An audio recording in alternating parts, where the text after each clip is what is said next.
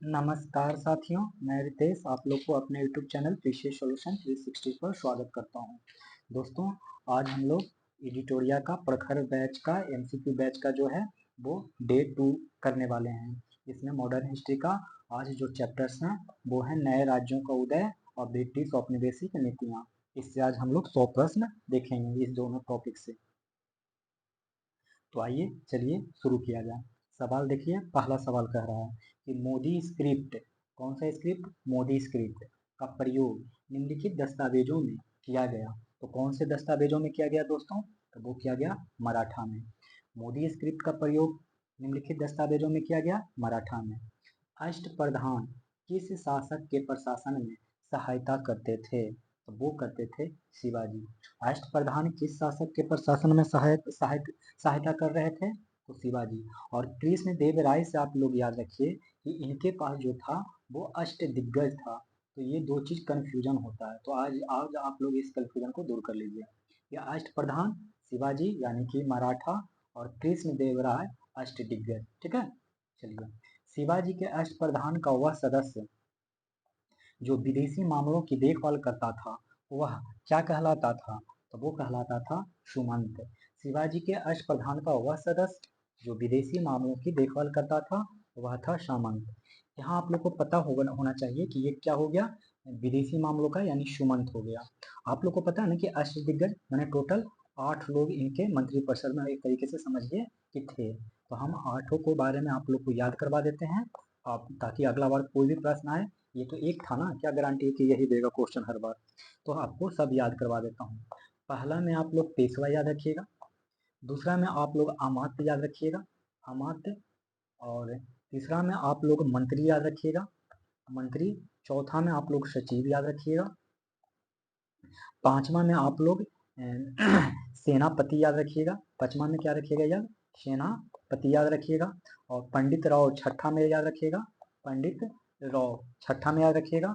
और फिर न्यायाधीश सातवां में याद रखिएगा, न्यायाधीश शतमा में याद रखिएगा। और लास्ट में जो आपने अभी अभी पढ़ा है विदेशी मामलों का देखभाल, जिसको सुमंत कहते हैं। ठीक है ना, तो सुमंत। तो कौन कौन है? तो पेशवा है, अमात्य है, मंत्री। तो पेशवा, अमात्य, मंत्री, सचिव, सेनापति और पंडित राव, न्यायाधीश और सुबंत। तो ये 8 को याद रखिएगा। पेशवा क्या कौन होता था? तो आज के प्रधानमंत्री से आप लोग कंपेयर कर सकते हैं, मतलब मंत्रियों का प्रधान हुआ करता था। और अमात्य जो कि बहुत ही इंपॉर्टेंट है, ये वित्त मंत्री हुआ करता था। जैसे सुमंत है विदेशी मामला, तो वित्त मंत्रालय होता था अमात्य। और मंत्री तो आप लोग को पता है, इसी को बकिया नवीस भी कहते थे, वकिया नवीस भी कहा जाता था, जो राजा के दैनिक जीवन कार्यों का ब्यौरा रखते थे। और सचिव को क्या कहा जाता था? राजा के जो पत्र व्यवहार होता था, राजा के जो पत्र व्यवहार होता था और शाही मोहर जैसे दफ्तरों में काम करते थे, यानी तरीके से सचिवालय का हेड समझ सकते हैं। और सेनापति के बारे में इसको बताने की जरूरत नहीं है, सैनिकों का हेड होता था। और पंडित राव समझिएगा कि दान का अध्यक्ष होता, दान दक्षिणा का अध्यक्ष होता था। और न्यायाधीश के बारे में आपको पता है, न्याय करने वाला। और सुमंत तो आप लोग को अभी अभी मैंने बताया विदेशी मामला। ठीक है, तो आप इतनी बात याद रख लीजिएगा। फिर मैं बता देता हूँ, पेशवा जो आज का प्रधानमंत्री है वही यानी मंत्रियों का प्रधान होगा। और अमात्य वित्त मंत्री था। मंत्री बाकिया नवीस इसी को कहा जाता था, जो कि राजा के दैनिक जीवन कार्यों का ब्यौरा रखता था। और सचिव, सचिव जो था वो जो राजा का पत्र व्यवहार होता था और शाही मुहर जैसे दफ्तरों में काम करता था। और सेनापति सैनिकों का प्रमुख, पंडित राव दान दक्षिणा का प्रमुख, न्यायाधीश न्याय करता था, सुमंत अभी अभी बता दिया विदेशी मामला। अगला प्रश्न कह रहा है कि अहमद शाह अब्दाली के बारे में जानिए। सुनिए। अहमद शाह अब्दाली द्वारा भारत पर आक्रमण करने और पानीपत की तीसरी लड़ाई कब कह रहा है? किसके बारे में कह रहा है? तो पानीपत की तीसरी लड़ाई लड़ने का तत्कालिक कारण क्या था? पानीपत की तीसरी लड़ाई लड़ने का तत्कालिक कारण क्या था? तो सबसे पहले आप लोग जानिए कि तीसरी लड़ाई हुआ कब था। तो ये हुआ था 1761 में हुआ था, ये लड़ाई 1761 में हुआ था। ठीक है, अच्छा। इसके तात्कालिक कारण क्या था? कारण तो बहुत सोच सकते हैं, लेकिन जो तात्कालिक कारण उभर के आया वो ये था कि वह मराठों द्वारा लाहौर से अपने वायसराय तैमूर शाह को निकाले जाने का बदला लेना चाहता था। लाहौर में मोहम्मद शाह अब्दाली ने एक अपना वायसराय छोड़ रखा था जिसका नाम था तैमूर शाह। और उसी तैमूर शाह को लाहौर से निकाल दिया था मराठों ने। किसने निकाला था? मराठों ने, उसी का बदला लेना चाहता था। 5 नंबर, निम्नलिखित को उनके शासन के कालानुक्रमिक माने सीक्वेंस में सजाने कह रहा है, सही उत्तर चुनने कह रहा है। तो इसको आप लोग ऐसे याद रख लीजिए, बाजीराव। बाजीराव का जो टाइम पीरियड था दोस्तों, वो था 1720 से लेके 1740। कब से कब से? 1720 से लेके 1740। बालाजी विश्वनाथ का टाइम पीरियड कब तक था? तो 1713 से लेकर 1720। माधवराव, माधवराव का टाइम पीरियड था 1761, 1761 से लेके 72 तक, ठीक है, 72 तक। और बालाजी बाजीराव का टाइम पीरियड था 1740 से 1761, 1740 से 1761।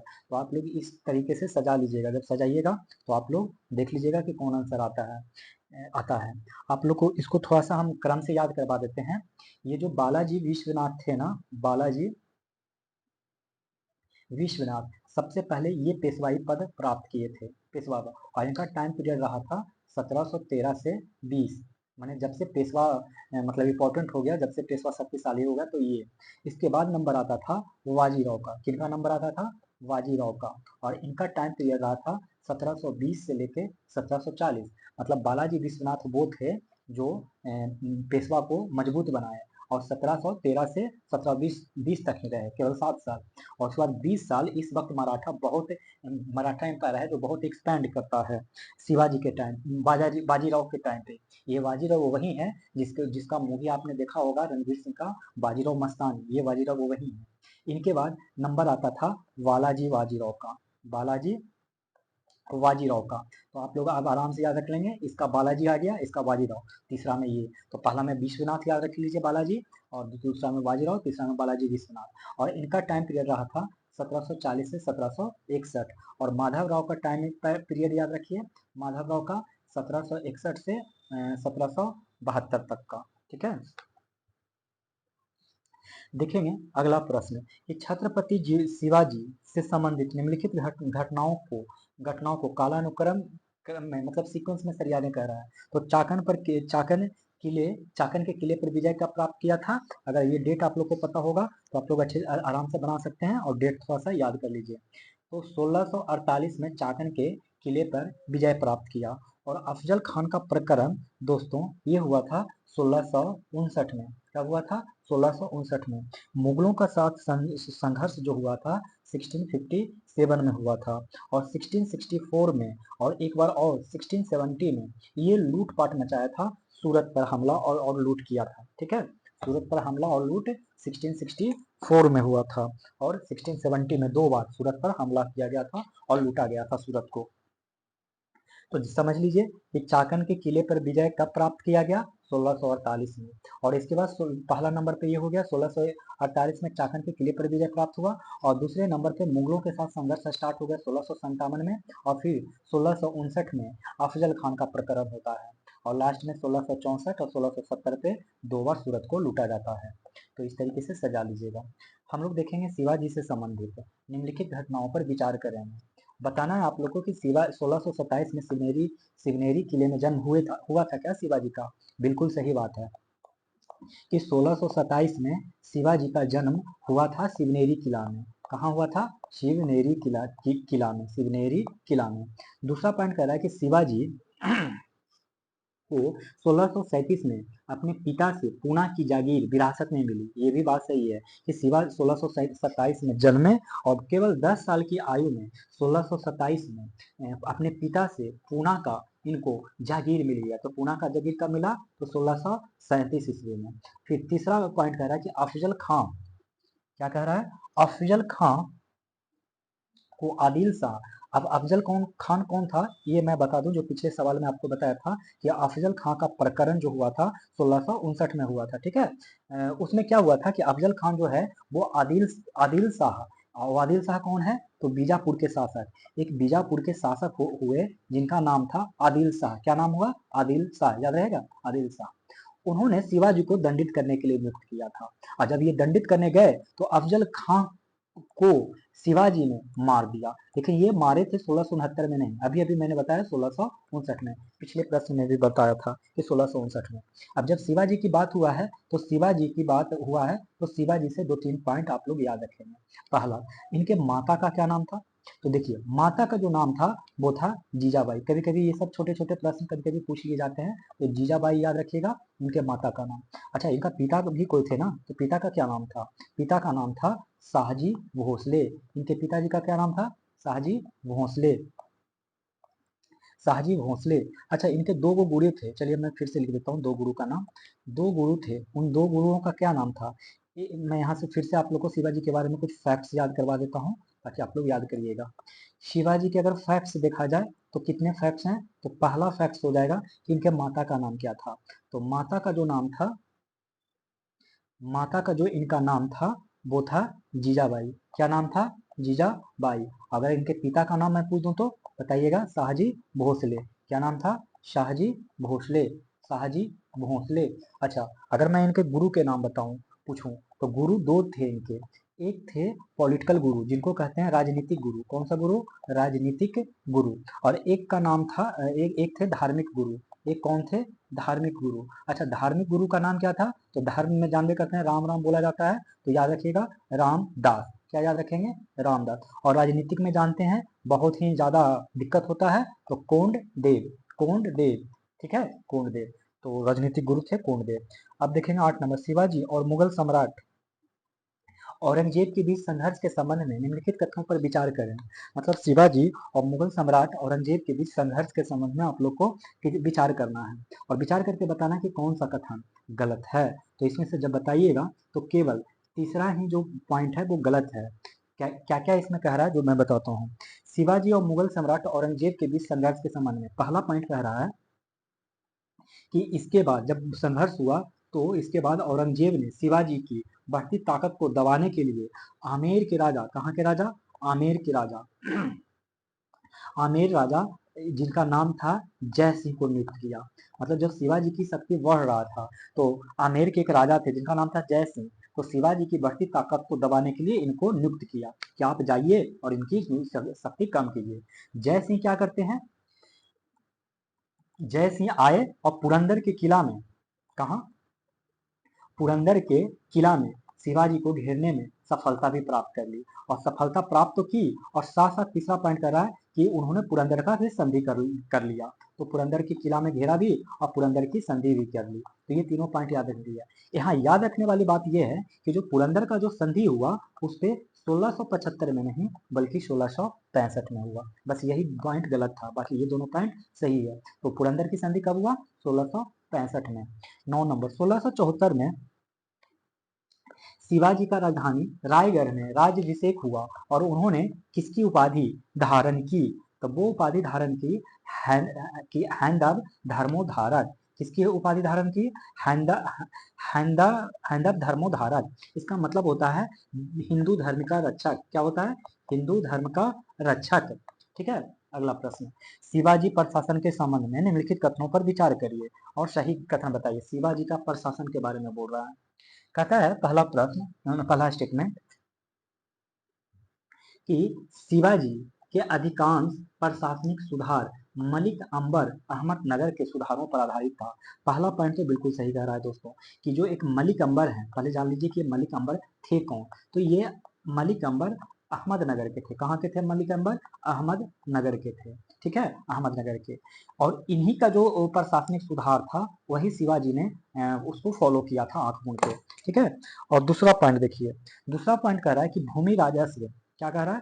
भूमि राजस्व का आकलन, ये जो भूमि राजस्व हुआ करता था इसका आकलन माप पर आधारित था। भूमि राजस्व का आकलन किस पे आधारित था? तो माप पर आकलन, माप पर आधारित था। मलिक अंबर ने क्या किया था कि काठी की माप की इकाई के रूप में अपनाया। मलिक अंबर ने क्या किया था? काठी की माप, किसकी माप? काठी की माप की इकाई के रूप में अपनाया था। और भूमि राजस्व सकल उपज का 1/3 शुरू में तय किया गया, बाद में इसको सुधारों के बाद सकल उत्पाद 2/5 बढ़ा दिया। आप ऐसे समझ सकते हैं कि शुरू में भूमि टैक्स था 33%, 33% का मतलब 1/3, और फिर इसको बढ़ा के 40% कर दिया गया था। ठीक है, यानी 2/5। अब बताना है कि मराठों के संबंध में गलत कथन कौन है, ये आप लोग को बताना है।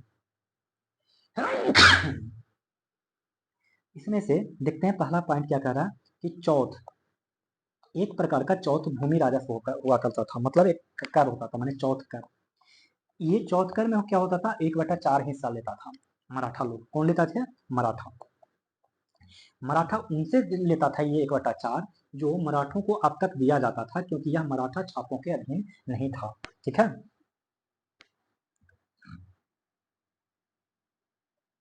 तो ये पॉइंट बिल्कुल ही सही है दोस्तों, कि चौथ कर में 1/4 लिया जाता था, और किससे लिया जाता था?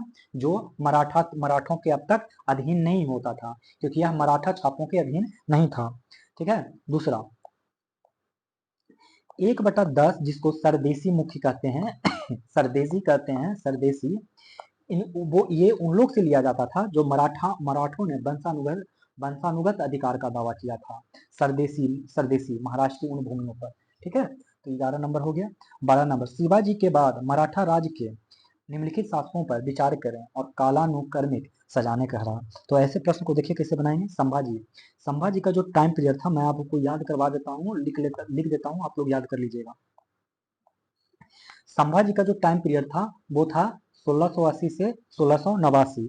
ताराबाई का टाइम पीरियड था 1700 से लेकर 1707, 1707 से लेकर 1707। ताराबाई को मैं फिर से लिख देता हूँ, 1700 से लेकर 1707 तक। और राजा राम का टाइम पीरियड कब था? 1689 से लेकर 1700 तक। कब तक था? 1700 तक था, 1689 से लेकर 1700 तक। और साहू का टाइम पीरियड था 1707 से लेके 1749 तक, 1707 से लेके 1749 तक। अब सुनिए, फिर से याद करवा देता हूँ। संभाजी का टाइम पीरियड 1680 से 1689, और राजा राम का 1689 से 1700, और ताराबाई का 1700 से 1707, और साहू का 1707 से 1719। ताराबाई असल में शासन नहीं की थी, असल में शासक का नाम था, सॉरी सॉरी सॉरी,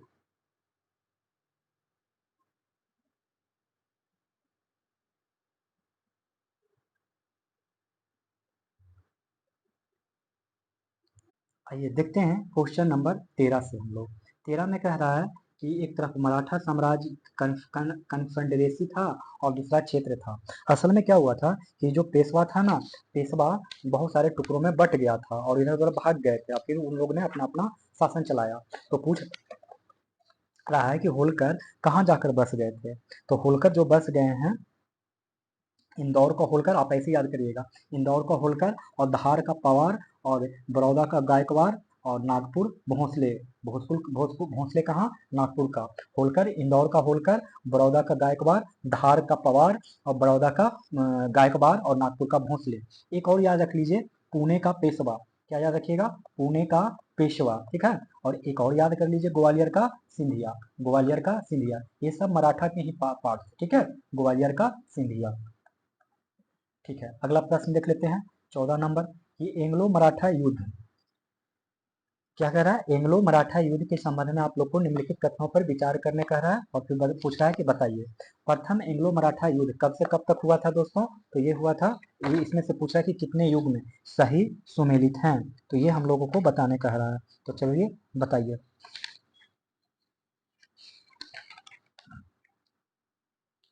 देखिए, प्रथम जो युद्ध हुआ था एंग्लो का मराठा के साथ, वो 1775 से 82 में हुआ था, और दूसरा 1803 से 1806 में हुआ था, और तीसरा 1817 से 18 में हुआ था। ठीक है, जब पहली बार मराठा के साथ हुआ तो एक संधि हुआ, मैं यहाँ पे संधि के बारे में लिख देता हूँ। ठीक है, संधि। अब देखिए, संधि जो हुआ वो इसमें सूरत का संधि होता है पहला में। किसकी संधि होता है? सूरत की। कब हुआ सूरत की संधि? 1775 में। कब हुआ? 1775 में। और जब ये हुआ तो इसमें बसीन की संधि होता है। किसकी संधि होता है? बसीन की संधि होता है। और बसीन की संधि में करने वाले अंग्रेज तो एक थे, और एक साथ साथ कौन थे? बाजीराव द्वितीय थे। कौन थे? बाजीराव द्वितीय थे। ठीक है, इन दोनों ने मिलकर बसीन की संधि की थी। और कब किया था? तो 1802 में। ठीक है, ये दो पॉइंट याद रखिएगा। और ये दोनों ऐसी संधि था जिससे युद्ध स्टार्ट हुआ था। इन दोनों संधि के अनुसार स्टार्ट हुआ था, मतलब सूरत की संधि जब 1775 में हुआ, तो एंग्लो मराठा युद्ध स्टार्ट हो गया। और जब बसीन की संधि अंग्रेजों के साथ हुआ, बाजीराव द्वितीय ने 1802 में किया, तब 1803 में जाके द्वितीय एंग्लो मराठा युद्ध हो गया। तो कौन से संधि से युद्ध समाप्त हो गया? तो देखिए, जब प्रथम युद्ध हुआ, प्रथम एंग्लो मराठा, तो जो संधि हुआ समाप्त करने के लिए, उसको कहा जाता है सालवाई की संधि। क्या कहा जाता है? सालवाई की संधि। सालवाई की संधि। और ये कब हुआ था? ये हुआ था दोस्तों 1782 में। सालवाई की संधि 1782 में। और दूसरा युद्ध कब खत्म हुआ, कौन से संधि के साथ? तो राजघाट की संधि। कौन सी संधि? राजघाट की संधि। और राजघाट की संधि कब हुआ? तो 1804 में। राजघाट की संधि 1804 में। अच्छा, प्रथम एंग्लो मराठा में कौन थे बंगाल के गवर्नर? तो वारेन हेस्टिंग्स थे। कौन थे? वारेन हेस्टिंग्स थे। अच्छा, वारेन हेस्टिंग, ये ध्यान रखिएगा, वारेन हेस्टिंग्स थे। और दूसरे मराठा में जॉर्ज बार्लो थे। कौन थे? जॉर्ज बार्लो थे, जॉर्ज बार्लो। और तीसरे में हेस्टिंग्स थे, लेकिन उनका नाम लॉर्ड हेस्टिंग्स था। वो हेस्टिंग्स नहीं है जो वारेन हेस्टिंग्स का, इनका नाम ही लॉर्ड हेस्टिंग्स था। तो आप इतने मराठा युद्ध के से रिलेटेड याद रखेंगे तो कोई भी क्वेश्चन नहीं छूटेगा। अब बताना है आप लोग को कि टीपू सुल्तान ने अपनी राजधानी कहाँ स्थापित की? तो दोस्तों ये स्थापित की श्रीरंगपट्टनम में। कहाँ स्थापित की? तो श्रीरंगपट्टनम में। अच्छा, श्रीरंगपट्टनम में इन्होंने जैकोबियन क्लब की भी स्थापना की फ्रांस के सहायता से, और स्वतंत्रता का वृक्ष भी लगाया था। अब हैदर अली के बारे में देखिए, इनके बारे में आप लोग को सही कथन बताना है। पहला कह रहा है कि हैदर अली ने अपना काज मैसूर राज के सेवा में एक सैनिक के रूप में शुरू किया। तो बिल्कुल सही है, हैदर अली बिल्कुल एक छोटे से सैनिक के रूप में आगे बढ़े थे। कहाँ के सैनिक थे? मैसूर राज के।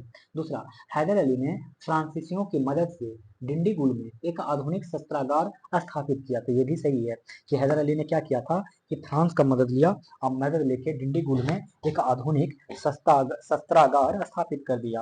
और तीसरा पॉइंट भी सही नहीं कह रहा है कि हैदर अली प्रथम एंग्लो मैसूर युद्ध 1766 से लेकर 69 में विजयी हुआ। कब से कब? 1766 से 69 में पहला ही ऐसा एंग्लो मैसूर युद्ध था जिसमें हैदर अली विजय हुआ, वरना कोई भी राज्य जीत नहीं पा रहे थे। तो तीनों ही पॉइंट इसमें सही था। अब बताना है द्वितीय आंग्ल मैसूर युद्ध के बारे में। द्वितीय आंग्ल मैसूर युद्ध कब हुआ? 1780 से 1784 में। अब देखिए, थोड़ा सा आंग्ल मैसूर युद्ध के बारे में हम लोग चर्चा कर लेते हैं, ठीक है? थोड़ा सा हम लोग आंग्ल मैसूर युद्ध के बारे में रुकिए, थोड़ा सा चर्चा कर लेते हैं ताकि आप लोग को कोई क्वेश्चन छूटे नहीं। आइए, आंग्ल मैसूर युद्ध, है ना? तो आप देख लीजिए, आंग्ल मैसूर युद्ध, एक टेबल बना देते हैं जिसमें आप लोग याद रखिएगा। आप पहले तो ये समझिए कि टोटल कितना युद्ध हुआ था जी? तो टोटल 3 युद्ध हुआ था। कितना युद्ध हुआ था? 3।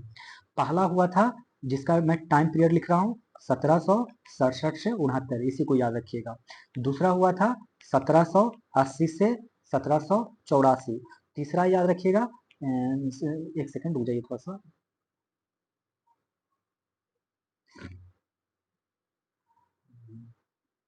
चलिए देखिए,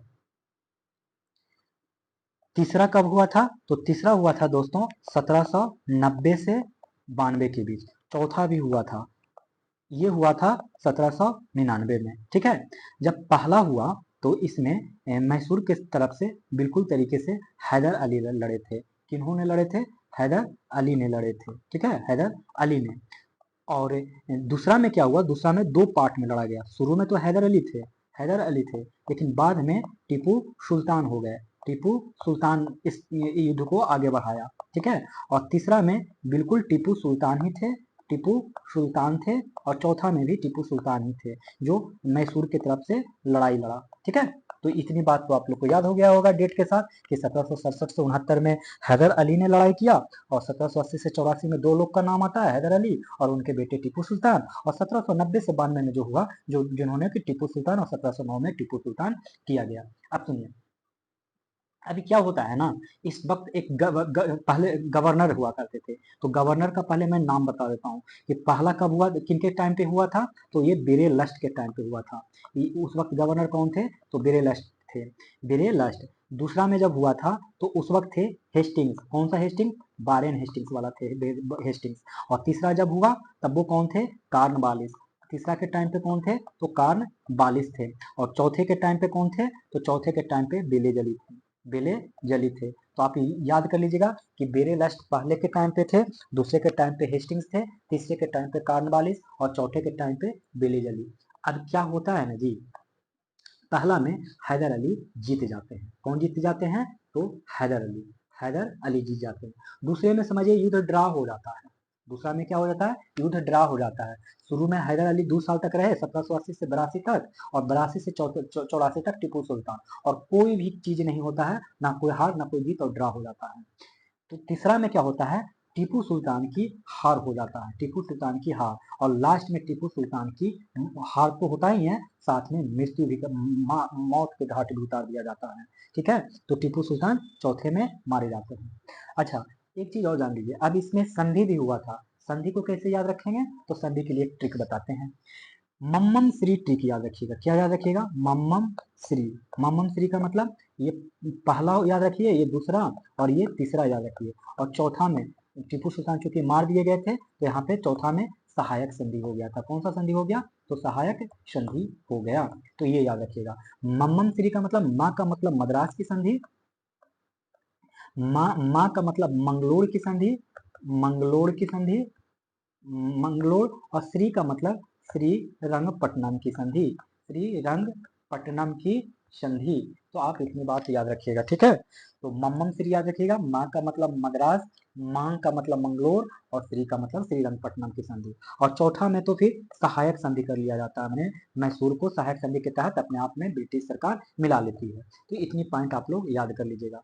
अब देखिए क्वेश्चन, अब देखिए अंग्लो मैसूर युद्ध के बारे में पूछ रहा है कि इसमें से कौन कथन भाई गलत है, हमको यही बता दो। तो चलिए जान लीजिए। पहला पॉइंट कह रहा है कि वारेन हेस्टिंग ने फ्रांसीसी बंदरगाह माहे पर हमला किया। वारेन हेस्टिंग जो था वो फ्रांसीसी बंदरगाह माहे पर हमला किया, जो हैदर अली के क्षेत्र में था।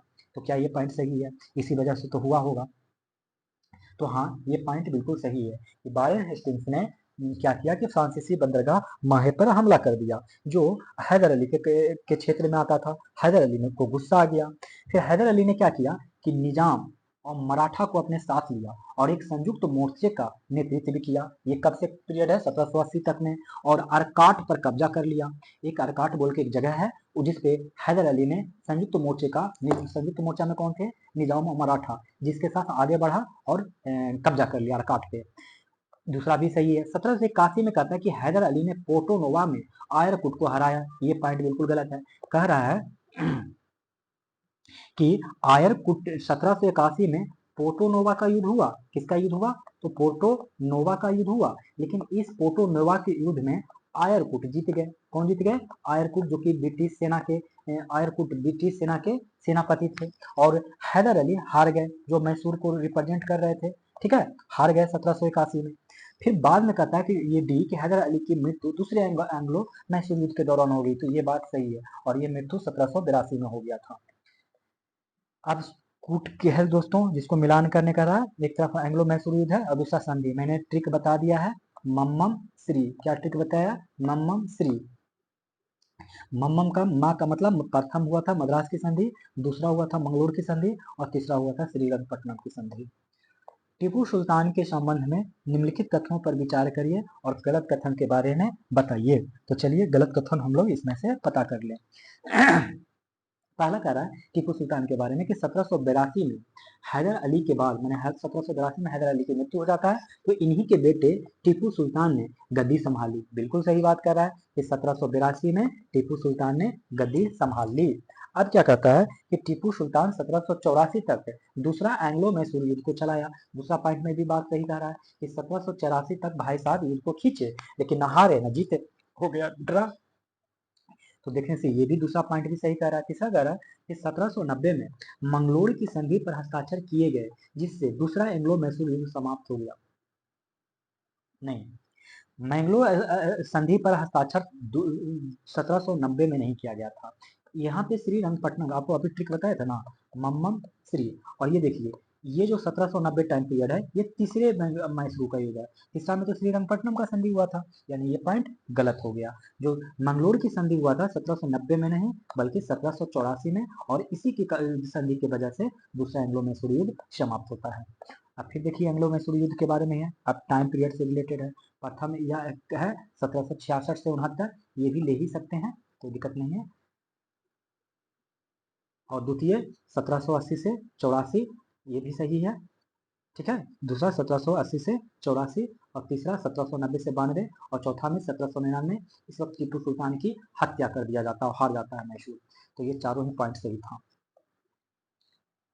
देखते हैं क्वेश्चन नंबर 21। कह रहा है कि तीसरे आंग्ल मैसूर युद्ध के बाद श्रीरंगपट्टनम की संधि के परिणामों के संबंध में निम्नलिखित में से कौन सा बात है गलत है। तो आपको तीसरे आंग्ल मैसूर के बारे में गलत कथन पूछ रहा है। तो देखिए गलत कथन कौन है। तो इसमें से जो गलत कथन है दोस्तों, तो केवल बी है कि टीपू सुल्तान पर 2 करोड़ रुपए का नहीं बल्कि 3 करोड़ रुपए का हर्जाना देने की बात किया गया था। कितने करोड़ का? 3 करोड़ का। तो टीपू के 2 बेटों को अंग्रेजों ने बंधक बना लिया। तो ये पॉइंट बिल्कुल ही सही है कि टीपू के 2 बेटों को अंग्रेजों ने बंधक बना दिया। मैसूर के लगभग आधे क्षेत्र पर निजाम, मराठा और अंग्रेजों ने कब्जा कर लिया। तो ये पॉइंट भी सही है कि मैसूर के लगभग आधे क्षेत्र में, तीसरा आंग्ल मैसूर युद्ध जब हुआ उसमें मैसूर के लगभग आधे क्षेत्रों में निजाम, मराठा और अंग्रेजों ने कब्जा कर लिया। और तीसरा पॉइंट भी सही है कि उस क्षति का आधा हिस्सा तुरंत देने की बात किया गया और बाकी जो बचा किस्तों में चुकाया जाना था। अब बताना है टीपू सुल्तान के बारे में कि कौन सा कथन सही है दोस्तों। तो देखिए कौन सा कथन सही है।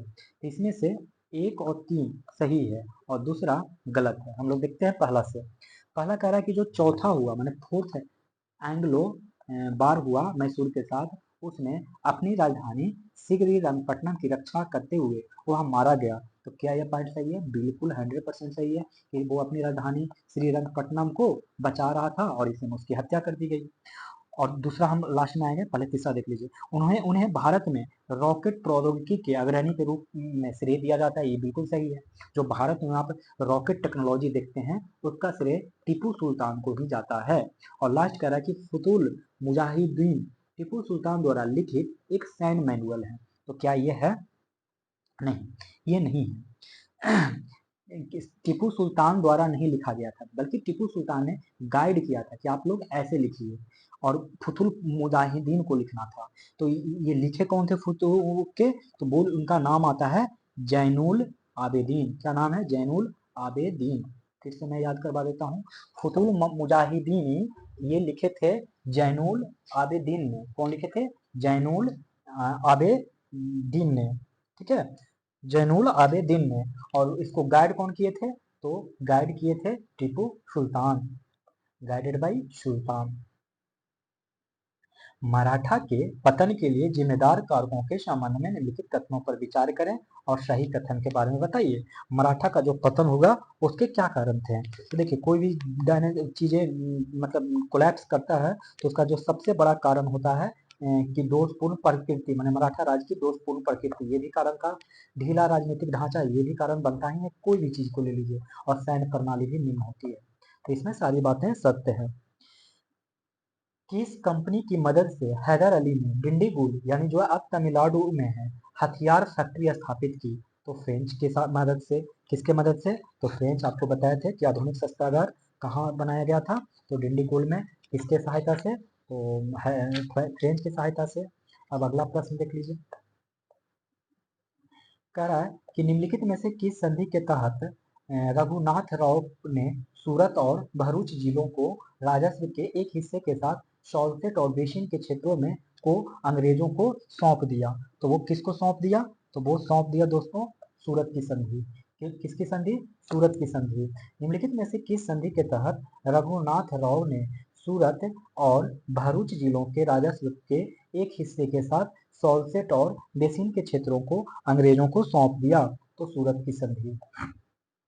अब आप लोग को 26 नंबर का प्रश्न बनाना है और मिलान भी करने का रहा है। तो चलिए हम लोग मिलान करते हैं। इसका आंसर बी होने वाला है कि रिंग फेंस की जो नीति है वो वारेन हेस्टिंग्स से संबंधित है। वारेन हेस्टिंग्स ने रिंग फेंस की नीति लाया था। और सहायक सिद्धांत जो है बेली जली का फेमस था। ध्यान रखिएगा सहायक संधि का जो सबसे पहला जो स्टार्ट किया था तो फ्रांसीसी गवर्नर डुप्ले ने किया था, लेकिन बात किया जा रहा है अंग्रेजों के बारे में। तो सहायक संधि बेले जली के द्वारा। और व्यापक सिद्धांत आप लोग को पता है डलहौजी, व्यापक सिद्धांत डलहौजी के द्वारा, ठीक है। और मास्टरली निष्क्रियता की नीति किसके द्वारा किया गया था?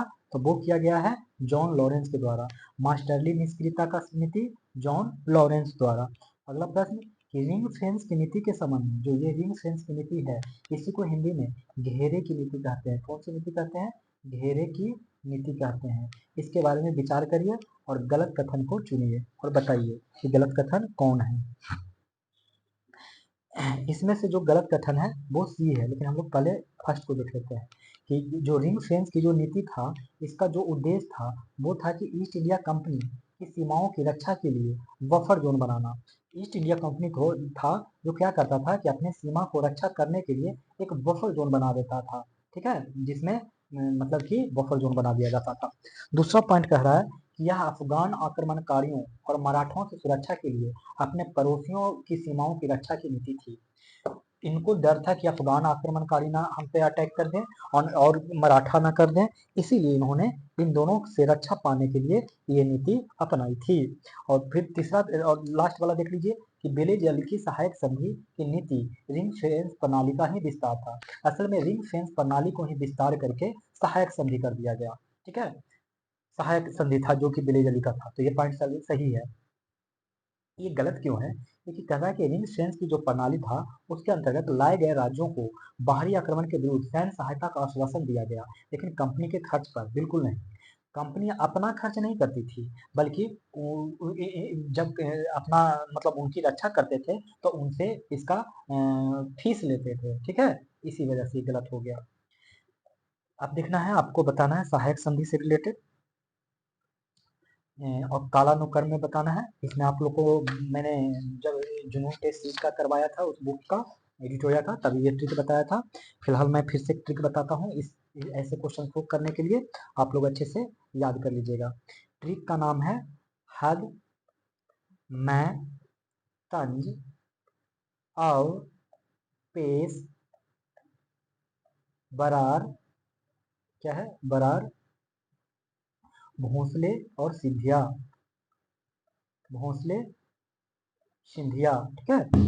हद का मतलब हैदराबाद, मैं का मतलब मैसूर, तंज का मतलब तंजौर, अब का मतलब अवध, पेश का मतलब पेशवा, बरार का मतलब बरार, भोंसले और सिंधिया।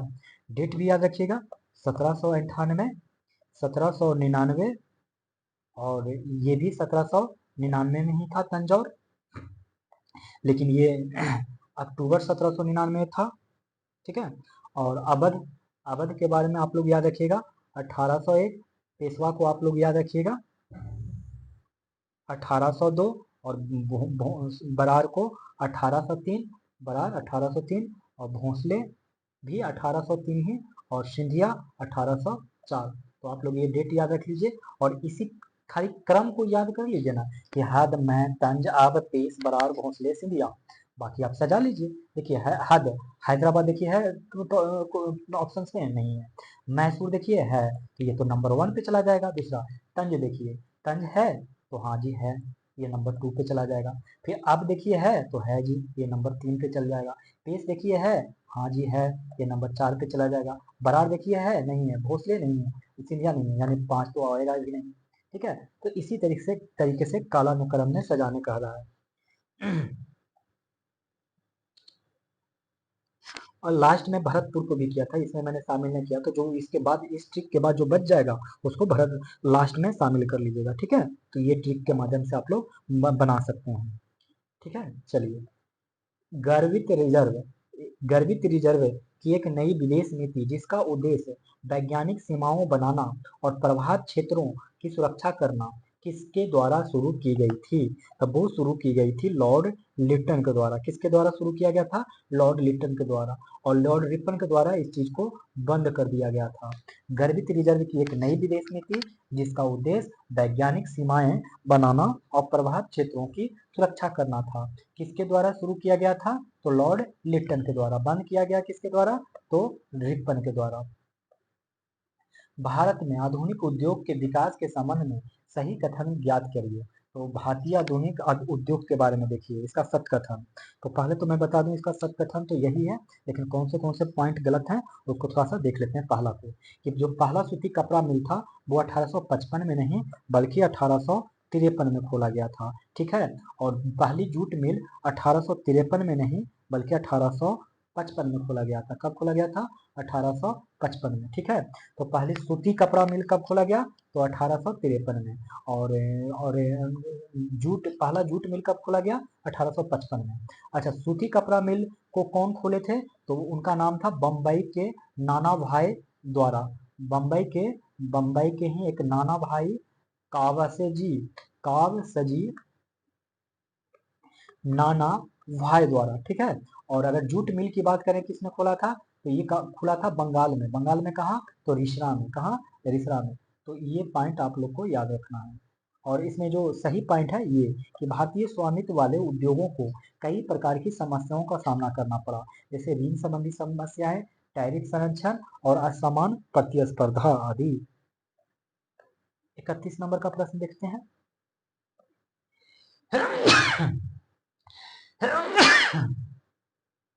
अगला, the economist history of India पुस्तक का क्या नाम है?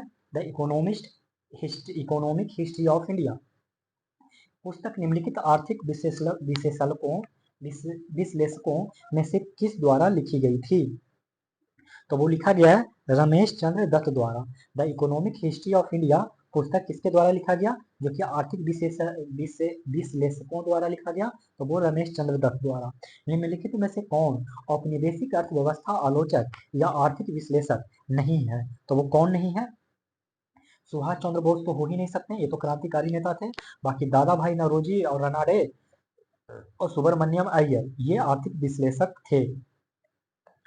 अगला, भारतीय कवि कहते हैं कि राजा द्वारा लगाया गया, ये स्टेटमेंट याद रखिए, ये मेंस में भी काम आएगा, कि भारतीय कवि कहते हैं कि राजा द्वारा लगाया गया कर सूरज द्वारा सोखी गई नमी के समान है, जिसे वर्षा के रूप में धरती पर वापस भेजा जाता है। लेकिन भारतीय मिट्टी से उठाई गई नमी अब भारत में नहीं बल्कि अन्य देशों में उर्वरक वर्षा के रूप में गिरती है। उपरोक्त कथन किस व्यक्ति द्वारा कहा गया? मैं फिर से यह स्टेटमेंट सुना दूंगा, फिलहाल तो इसका आंसर बता देता हूँ। ये कहा गया था आरसी दत्त ने। आरसी दत्त ने कहा था कि भारतीय कवि कहते हैं कि राजा द्वारा लगाया गया कर सूर्य द्वारा सोखी गई नमी के समान है, जिसे वर्षा के रूप में धरती पर वापस भेजा जाता है। लेकिन भारतीय मिट्टी से उठाई गई नमी अब भारत में नहीं बल्कि अन्य देशों में उर्वरक वर्षा के रूप में गिरती है। अगला प्रश्न देख लीजिए, 34 नंबर। 34 कह रहा है कि इसमें से कूट के माध्यम से सही सुमेलित युग में ज्ञात कीजिए। तो देखिए, कलकत्ता मदरसा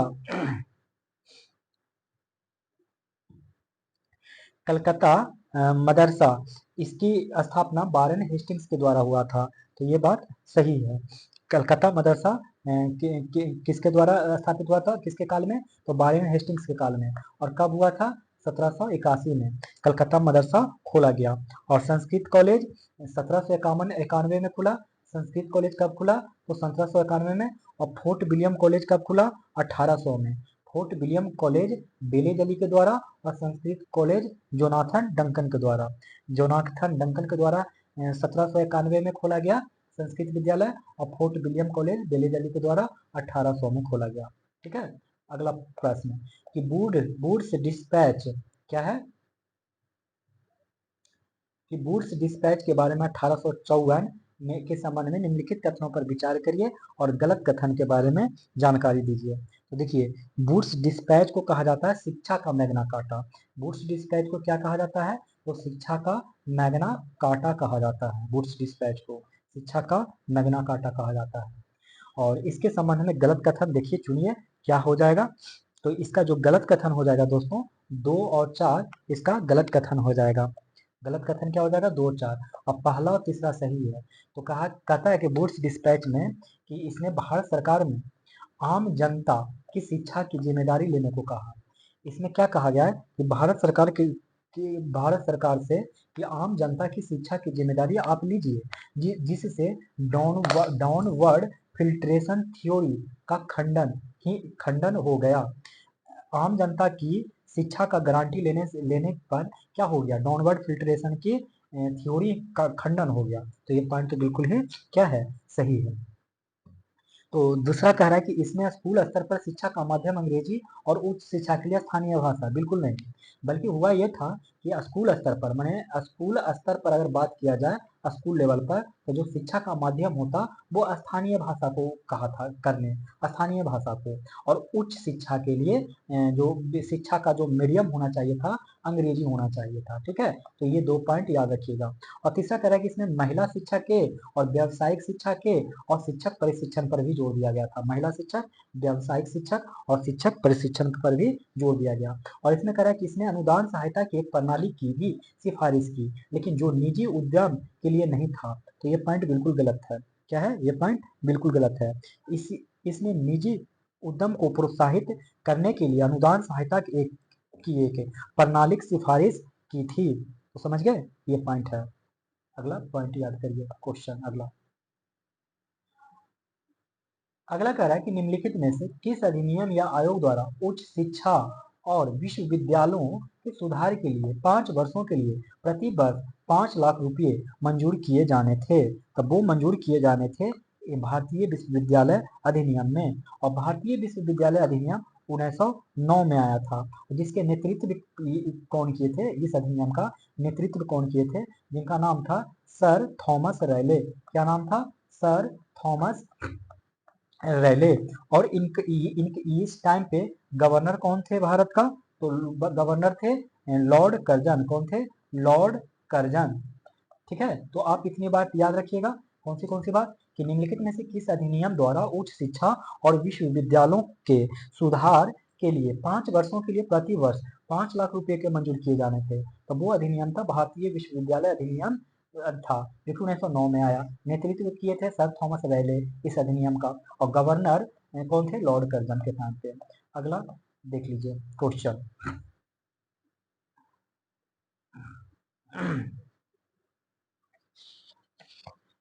कह रहा है कि निम्नलिखित ब्रिटिश शिक्षा आयोग के कालानुक्रमिक से व्यवस्थित करें। तो देख लीजिए कैसे इसको बनाइएगा।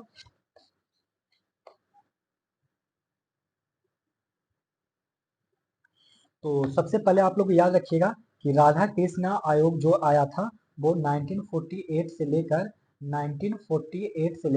49 के बीच में आया था। कब आया था राधा कृष्णन आयोग? तो 1948 से 1949 के बीच। और सार्जेंट प्लान ऑफ एजुकेशन कब आया? तो ये आया दोस्तों 1944 में। सार्जेंट शिक्षा आयोग कब आया? तो 1944 में। और हाटोंग हाटोंग जो आया वो 1929 में हाटोंग समिति आया। कब आया? तो 1929 में हाटोंग। सैडलर सैडलर कब आया? ना 1917 से 1900 में आया, 19 में आया। सैडलर विश्वविद्यालय आयोग 1917 19 में आया। और 1944 में सॉरी हंटर जो एजुकेशन हंटर शिक्षा आयोग था वो आया है 1882 में। 1882 में आया हंटर शिक्षा आयोग, आया है 1882 में। आप लोग मिलान कर लीजिएगा। वर्धा बेसिक शिक्षा योजना वर्धा बेसिक शिक्षा योजना जो 1937 का प्रस्ताव था, निम्नलिखित में से किस व्यक्ति द्वारा तैयार किया गया था? तो वो तैयार किया था जाकिर हुसैन के द्वारा। वर्धा बेसिक शिक्षा शिक्षा योजना वर्धा बेसिक शिक्षा योजना 1937 में जाकिर हुसैन द्वारा तैयार किया गया। सिविल सेवा परीक्षा के लिए अधिकतम स्वीकार आयु धीरे धीरे 23 से 1859 में घटाकर वर्ष कितना में 19 वर्ष कर दिया गया। देखिए इससे रिलेटेड आपको हम पूरा फैक्ट ही याद करवा देते हैं तो आंसर बनाना आपके लिए आसान हो जाएगा। आप याद रखिएगा 2-3 डेट। कौन सा? एक डेट याद रखिएगा 1860, दूसरा याद रखिएगा 1866 और तीसरा डेट याद रखिएगा 1878। 1860 में क्या हुआ था कि पहले हाँ एक और याद ही रख लीजिए 1859। 1859 को 23 वर्ष करके लाया गया था कि सिविल सेवा का में लोग बढ़ सकते हैं। और हाँ, सिविल सेवा का जनक किनको कहा जाता है? कार्नवालिस को। सिविल सेवा का जनक किनको कहा जाता है? तो कार्नवालिस को कहा जाता है। तो 1859 में 23 वर्ष किया गया था। और 1860 में 22 वर्ष कर दिया गया। 1860 में 22 वर्ष, 1866 में 21 वर्ष कर दिया गया और 1878 में कितना वर्ष कर दिया गया? 19 वर्ष कर दिया गया। तो आप लोग इसको याद रख लीजिएगा। और बाकी इसका आंसर तो आप ही जान ही गए कि 1878 और 1878 किसके समय काल होगा? तो लिटन का समय काल होगा। ठीक है, क्योंकि लिटन का समय काल कब से कब तक था? तो 1876 से 1880 के बीच में। तो इतने दिन में 1878 में हुआ तो लिटन के समय काल में। तो आप लोग याद रखिएगा तो 1859 में 23 वर्ष था, 1860 में 22 वर्ष, 1866 में 21 वर्ष, 1878 में 19 वर्ष कर दिया गया। निम्नलिखित में से किस समिति ने भारतीय सिविल सेवाओं के लिए आयु सीमा बढ़ाकर 23 वर्ष करने की सिफारिश की थी? तो वो सिफारिश की थी एचिसन समिति की। कौन सी समिति ने? एचिसन समिति ने। निम्नलिखित में से किस समिति ने भारतीय सिविल सेवाओं के लिए आयु सीमा बढ़ाकर 23 वर्ष करने की सिफारिश की थी? तो एचिसन समिति ने। निम्नलिखित में से किस गवर्नर जनरल निम्नलिखित में से किस गवर्नर जनरल ने एसपी के कार्यालय को समाप्त कर दिया? कोई गवर्नर जनरल आए थे जिन्होंने क्या किए कि एसपी सुप्रिंटेंडेंट ऑफ पुलिस के कार्यालय को समाप्त कर दिया और कलेक्टर मजिस्ट्रेट को पुलिस बल का प्रमुख नियुक्त कर दिया। यानी कलेक्टर को ही एसपी का कार्यभार दे दिया गया। तो उस गवर्नर का आप लोग को नाम बताना है। उनका नाम है बेंटिंक। क्या नाम है? बेंटिक। तो निम्नलिखित में से आप लोग को बताना है उस गवर्नर जनरल का नाम जिन्होंने क्या किए कि एसपी के कार्यालय को समाप्त कर दिया और कलेक्टर को पुलिस बल का प्रमुख नियुक्त कर दिया। तब वो थे बेंटिंक। किस वर्ष पुलिस आयोग ने प्रांतों में सीआईडी यानी कि आपराधिक जांच विभाग और केंद्र में खुफिया ब्यूरो की स्थापना की सिफारिश की? तब वो सिफारिश की 1902 में। कब सिफारिश की? तो 1902 में सिफारिश की दोस्तों। अब अगला हम लोग देखेंगे 43 नंबर प्रश्न। 43 नंबर प्रश्न का भारी भरकम है और इसको आप लोग को बताना है वारेन हेस्टिंग्स के संबंध में। न्यायपालिका में निम्नलिखित में से कौन सा सुधार वारेन हेस्टिंग्स द्वारा किया गया? तो चलिए शुरू करते हैं इसको बनाना। इसमें 1 और 3 कौन कौन? 1 और 3 सही है और 2 क्या है? गलत है। पहला कह रहा है कि सिविल विवादों के निपटारे के लिए जिलों में जिला दीवानी अदालतें स्थापित की गई। तो जिला में क्या किया गया दोस्तों? तो दीवानी अदालतें स्थापित की गई। दीवानी अदालत स्थापित किया गया। ठीक है, सिविल विवादों को निपटारे के लिए। और तीसरा में याद रख लीजिए कि कलकत्ता में सर्वोच्च न्यायालय की स्थापना किया गया। कलकत्ता में क्या किया गया? तो सुप्रीम कोर्ट की स्थापना की गई। तीसरा कह रहा है कि जिला फौजदारी अदालत को समाप्त कर दिया गया तथा कलकत्ता, मुर्शिदाबाद और पटना में सर्किट अदालतें स्थापित की गई। तो बस यही पॉइंट गलत है। ठीक है ना, क्योंकि ये बात वारेन हेस्टिंग्स के द्वारा नहीं बल्कि यही काम कॉर्नवालिस के द्वारा किया गया था। ठीक है ना, कॉर्नवालिस के द्वारा, वारेन हेस्टिंग्स के द्वारा ये कार्य नहीं किया गया था। नेक्स्ट प्रश्न कर रहा है कि एक तरफ कानून है और दूसरे तरफ उसका वर्ष। सिविल प्रक्रिया जो संहिता है वो कब आया? 1859 में आया। सिविल प्रक्रिया संहिता कब आया? 1859 में। और भारतीय दंड संहिता कब आया? 1860 में। और दंड प्रक्रिया संहिता कब आया? 1861 में। दंड प्रक्रिया संहिता कब आया? 1861 में। अस्थायी बंदोबस्त किसके साथ किया गया था? तो अस्थायी बंदोबस्त जो है दोस्तों वो किया गया था जमींदारों के साथ। तो बताइए अस्थायी बंदोबस्त किसके साथ किया गया? तो किया गया जमींदारों के साथ। अब अगला प्रश्न देख लेते हैं। अगला प्रश्न कह रहा है कि ब्रिटिश शासन के दौरान भारत के आर्थिक विकास के सिद्धांत का प्रतिपादक कौन किया था? तो वो किए थे दादा भाई नौरोजी। कौन किए थे? दादा भाई नौरोजी।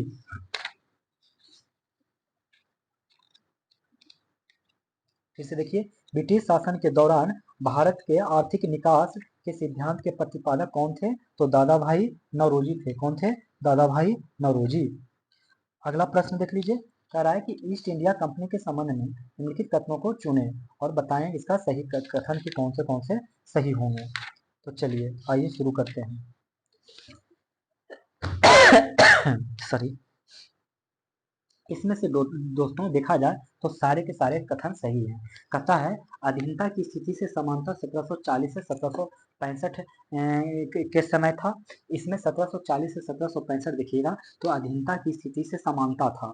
मतलब पहले मुगल सम्राट थे, नवाब सिराजुद्दौला था, इस टाइप के लोग नवाब और दो लोग अपने बादशाह थे। तो इस टाइम पीरियड में कहा किसने कहा? अंग्रेजों ने कि देखिए हमारे हम में और आप में कोई फर्क नहीं है, समानता है। फिर जैसे ये पीरियड खत्म हुआ तो पीरियड आ गया 1765 से 1813 जिसमें बोला गया रिंग फेंस की नीति किया गया। और उसके बाद 1813 से 1857 में अधीनस्थ अलगाव की नीति डाला गया और फिर अधीनस्थ संघ की नीति 57 से 1935। और आपको पता है कि समान संघ की नीति 1935 से 1947 में आया। तो आप लोग इसको याद कर लीजिए। ईस्ट इंडिया कंपनी ने बस कितना ईस्वी में बंगाल, बिहार और उड़ीसा की दीवानी या राजस्व का नियंत्रण हासिल कर लिया? तो आप लोग को पता होगा ये जवाब 1765 में। ईस्ट इंडिया कंपनी ने वर्ष 1765 में बंगाल, बिहार, उड़ीसा का दीवानी या राजस्व पर नियंत्रण हासिल कर लिया। अब बात करते हैं अस्थाई बंदोबस्त के संबंध में। किसके बारे में बात करना है? तो अस्थाई बंदोबस्त के बारे में संबंध में बात करना है। तो चलिए हम लोग बात करते हैं अस्थाई बंदोबस्त के बारे में। तो पहला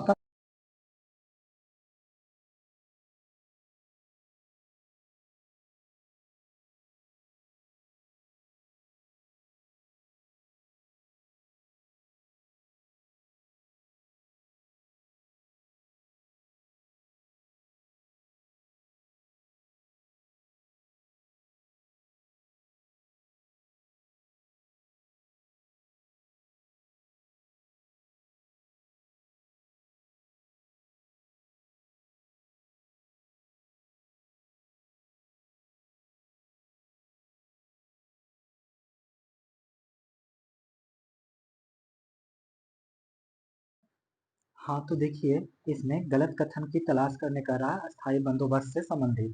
तो चलिए तलाश करते हैं। इसमें से देखा जाए पहला पॉइंट तो कह रहा है 1793 की बात कर रहा है, और इसमें बात कर रहा है कार्नवालिस की। किसकी बात कर रहा है? तो कार्नवालिस की बात कर रहा है। कार्नवालिस ने क्या किया था? तो इस कार्नवालिस ने क्या था कि बंगाल बिहार और बंगाल बिहार में अस्थाई बंदोबस्त लागू किया। तो बिल्कुल सही है कि बंगाल और बिहार में कार्नवालिस ने क्या किया? तो अस्थाई बंदोबस्त लागू किया। और दूसरा पॉइंट कह रहा है कि स्वामित्व का अधिकार वंशानुगत और हस्तांतरणीय बना दिया। तो ये भी पॉइंट सही है कि इसमें जो स्वामित्व का अधिकार था वो वंशानुगत था और हस्तांतरणीय, मतलब एक वंश से दूसरे, माने एक वंश के जो मतलब पिताजी हुए उसके बेटे को वो मिल जाएगा। और तीसरा, जमींदार को अपनी राजस्व राशि निर्धारित तिथि पर चुकानी होती थी, भले ही किसी कारणवश फसल खराब हो गई हो, अन्यथा उसकी जमीनें बेच दी जाती थी। तो ये तीनों ही पॉइंट क्या है? सही है। तीसरा पॉइंट कह रहा है कि जमींदार को अपनी राजस्व राशि निर्धारित तिथि पर चुकानी होती थी, भले ही किसी कारणवश फसल खराब हो गई हो, अन्यथा उसकी जमीनें बेच दी जाती थी। अस्थाई बंदोबस्त भूमि राजस्व नीति का मसौदा मसौदा किसने तैयार किया? तो वो मसौदा जो है, इसमें पूछ रहा है कि मसौदा किसने तैयार किया? तो जॉन सोर ने। अस्थाई बंदोबस्त का मसौदा जॉन सोर ने तैयार किया था। और अगला प्रश्न देख लेते हैं कि रैयतबाड़ी बंदोबस्त के संबंध में कथन को कौन सा कथन सही है, उसके बारे में देख लीजिए। इसमें से चारों पॉइंट सही है रैयतवाड़ी से संबंधित। पहला पॉइंट कह रहा है कि कृषक को भूमि अपने हिस्से का स्वामी माना जाता था। कृषक को भूमि के अपने हिस्से का स्वामी माना जाता था, बशर्ते कि उसे भू राजस्व का भुगतान करना होता था। कृषक को भूमि के अपने हिस्से का स्वामी माना जाता था, बशर्ते कि उसे भू राजस्व का भुगतान करना होता था। दूसरा, इसे मद्रास बॉम्बे प्रेसिडेंसियों के हिस्सों में लागू किया गया था। तो ये पॉइंट भी सही है। रैयतबाड़ी बंदोबस्त को कहाँ लागू किया गया था? तो मद्रास और बॉम्बे प्रेसिडेंसियों के हिस्सों में। तीसरा, रैयतबाड़ी प्रणाली के तहत बंदोबस्त को अस्थायी नहीं बनाया गया था। रैयतबाड़ी प्रणाली के तहत बंदोबस्त को क्या किया गया था? तो अस्थायी नहीं बनाया गया था, और इसे 20 से 30 वर्षों के बाद समय समय पर संशोधित किया जाता था। कितने वर्षों में संशोधित किया जाता था? तो 20 से 30 वर्षों में। किसने कहा कि भारत में रैयतवाड़ी व्यवस्था हमेशा से प्रचलित रही है? तो वो जो कहे थे वो कहे थे मुनरो ने। किन्होंने कहा था? तो मुनरो ने कहा था।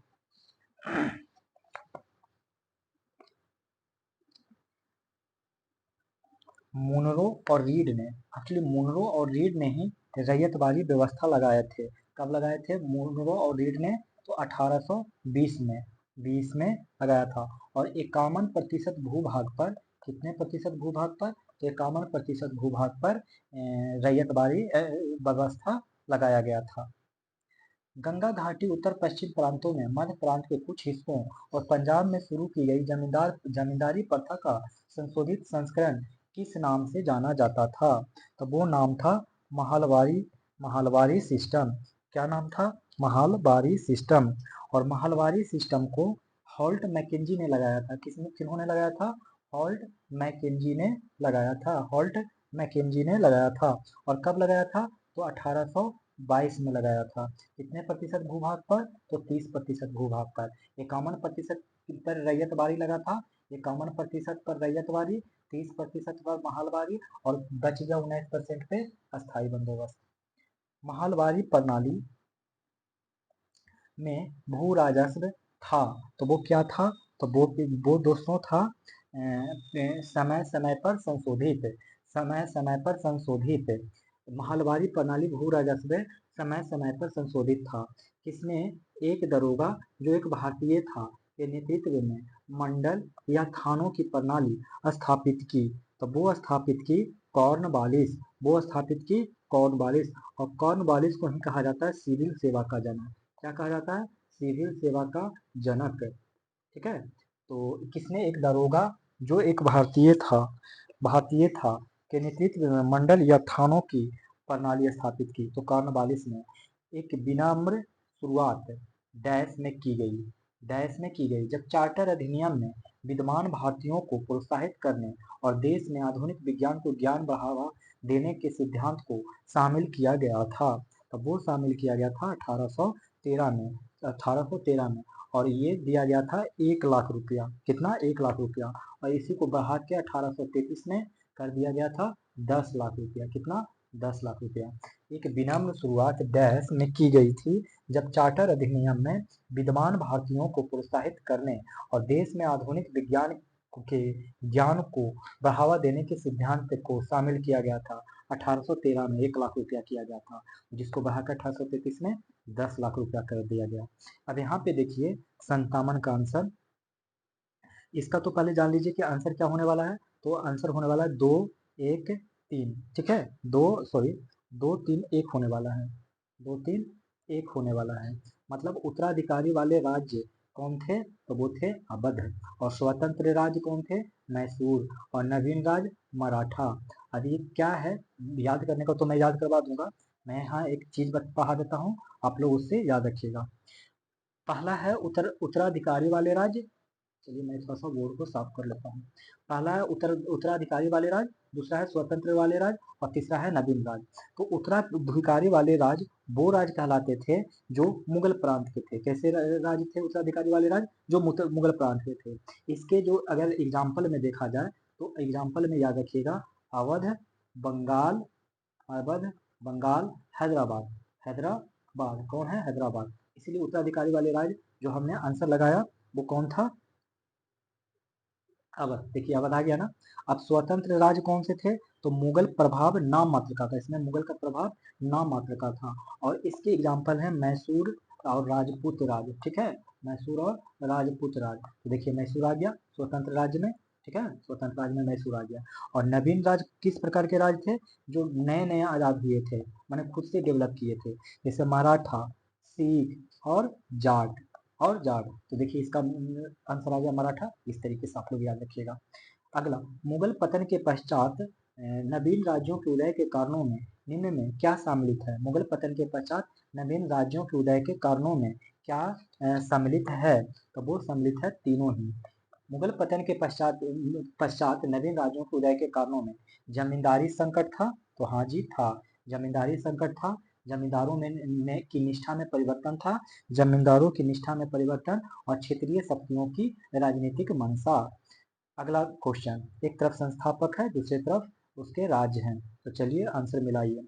इसके आंसर मैं बता दूं कि होने वाला है 59 में 2, 3, 1। चिनकिलीज खां हैदराबाद। चिनकिलीज खान किसको स्वतंत्र कराया? हैदराबाद को। और मुर्शीद कुली खान आपको पता है बंगाल। और सादत खां अवध। अवध। ठीक है। चलिए आप लोग को ये याद हो गया होगा। मुर्शीद कुली खान ने अपनी राजधानी से कहाँ स्थानांतरित कर दिया? तो इसका बहुत अच्छा सा जवाब है मुर्शिदाबाद।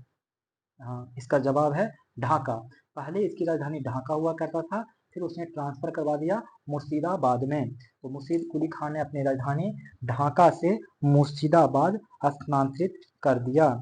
अब क्वेश्चन नंबर देखिए 61। अलीवर्दी खान ने किस वर्ष गिरिया के युद्ध में सरफराज खान को पराजित किया था? तो वो 1740 में। और सरफराज खान कौन था? तो बंगाल का नवाब था। बंगाल का नवाब जो कि 1739 में बना था और 40 में सरफराज खान को पराजित करके अलीवर्दी खान नवाब बन गया। बंगाल के नवाबों के शासनकाल का सही कालानुक्रम में व्यवस्थित करें। तो इसके कालानुक्रम में व्यवस्थित करिएगा तो पहले ट्रिक बता देता हूँ, फिर डेट भी बता दूंगा। देखिए आप याद रखिएगा, मूसा मूसा मूसा मूसा मूसा सर अली, याद रखिएगा, मूसा सर अली। अब ये क्या है देखिएगा, मूसा सर अली सिराजू, सिराज आप याद रखिएगा, ठीक है, सिराज। मूसा सर अली सिराज। मू का मतलब हो गया मुर्शीद कुली खां, सा का मतलब हो गया सुजाउद्दीन, सर का मतलब हो गया सरफराज, और अली का मतलब हो गया अलीवर्दी खां, और सिराज का मतलब सिराजुद्दौला। अब देखिए मुर्शीद कुली खां का टाइम पीरियड है 1717 से लेकर 1717 से लेकर 1727, ठीक है। और वहीं सरफराज खां का 1749, कब? 1739 से 40। और सुजाउद्दीन सुजाउद्दीन का टाइम पीरियड है 1727 से लेकर 1739। और अलीवर्दी खां 1740 से 1756 और सिराजुद्दौला 1756 से लेकर के 1756 से लेकर 57। तो आप लोग याद कर लीजिएगा, मूसा सर अली सिराज। मू का मतलब मुर्शीद कुली खां, जिसका टाइम पीरियड है 1717 से लेकर के 27 तक। और सा का मतलब सुजाउद्दीन, सुजाउद्दीन का 1727 से लेके 39। और सर का मतलब सरफराज खां का 1739 से 40। और अली वर्दी खां, अली का मतलब अलीवर्दी खां, इसका 1740 से 56। और सिराजुद्दौला का 1756 से 57। याद हो गया। बंगाल के किस नवाब ने नए भू राजस्व बंदोबस्त के जरिए इजारा व्यवस्था प्रारंभ की? तो इसका सही जवाब क्या हो जाएगा? मुर्शीद कुली खां। क्या हो जाएगा? मुर्शीद कुली खां। बंगाल के किस नवाब ने नए भू राजस्व बंदोबस्त के जरिए इजारा व्यवस्था प्रारंभ की? तो मुर्शीद कुली खां। बंगाल के किस नवाब ने आलम उद दौला हैदर जंग की उपाधि धारण की? तो वो थे सरफराज खां। बंगाल के किस नवाब ने आलम आलम उद दौला हैदर जंग, ठीक है, की उपाधि धारण की? तो सरफराज खां। यहाँ पे सिराजुद्दौला से एक स्टेटमेंट याद रखिए कि कलकत्ता का नाम अली नगर बदल दिए थे। कलकत्ता का नाम क्या कर दिए सिराजुद्दौला ने? तो अली नगर कर दिए, ठीक है। अब हम लोग देखेंगे अगला प्रश्न। कह रहा है 65 नंबर, कथन है और कारण है। तो 65 का बताइए इसका सही जवाब क्या हो जाएगा?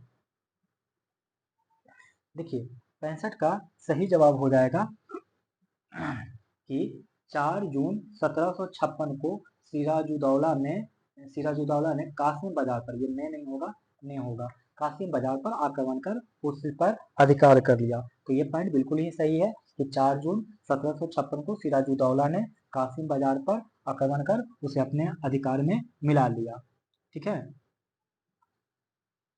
दूसरा, सप्तवर्षीय युद्ध के दौरान फ्रांसीसियों ने अपनी कलकत्ता तथा चंद्रनगर की किलाबंदी नहीं गिराई। तो दोस्तों फ्रांसीसियों ने अपनी किलाबंदी गिरा ली थी, लेकिन